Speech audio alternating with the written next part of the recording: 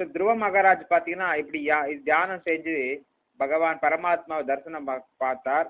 பிறகு அவருக்கு என்ன வரம் வேண்டும் என்று கேட்கப்பட்ட போது அவர் சுவாமின் கிருத்தார்த்தோஸ்மி வரம் நயாச்சு, உங்களை தரிசித்தது எனக்கு போதும், உங்களை தரிசனம் உங்களது திருமேனி தரிசனத்தை நான் பார்த்ததே எனக்கு சிறப்பா இருந்தது, நான் வேற எதுவும் வேண்டாம் எனக்குன்றார்.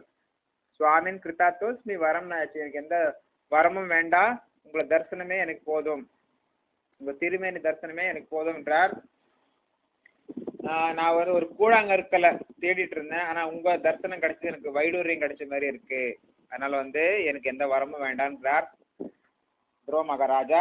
அதே மாதிரி நாரதரும் தியானம் செய்கிறார். அப்பொழுது அவருக்கு பகவான் பரமாத்மா ரூபத்துல தரிசனம் கொடுக்கிறார். அதுக்கு பிறகு அவர் தவம் செய்து மேற்கொண்டு தன் உடலை